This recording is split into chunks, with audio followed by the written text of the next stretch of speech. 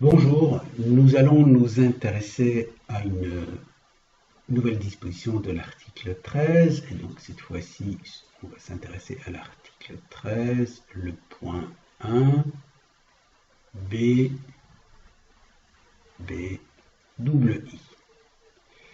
Et donc, le contexte est donc toujours celui d'une personne salariée qui travaille habituellement sur le territoire de plusieurs États membres, dont l'activité dans l'état de résidence n'est pas substantielle, ou il n'exerce pas du tout d'activité dans l'état membre de résidence.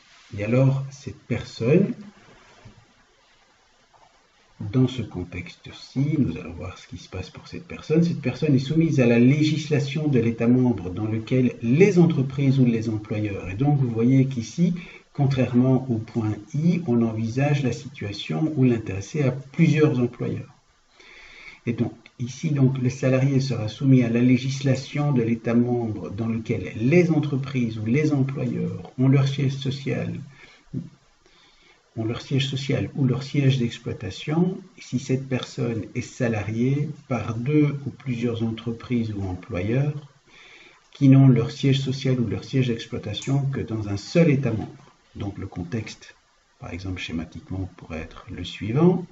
Si ici on a la Belgique, ici le Luxembourg et là la France, le protagoniste est résident en Belgique et imaginons donc qu'il ait deux employeurs. Un premier employeur établi au Luxembourg, appelons-la la société Luxco 1, il travaille au Grand-Duché pour cette société.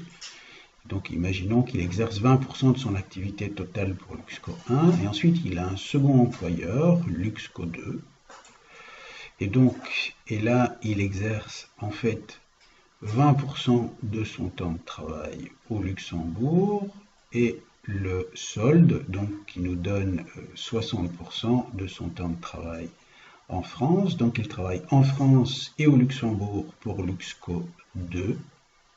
Dans une situation comme celle-ci, en fait, il travaille habituellement sur le territoire de plusieurs États membres. Son activité dans l'état de résidence n'est pas substantielle et il sera affilié au il devra payer des cotisations de sécurité sociale dans l'État membre où se trouvent ses employeurs, donc c'est-à-dire les cotisations sociales qui sont dues sont les cotisations de sécurité sociale luxembourgeoises.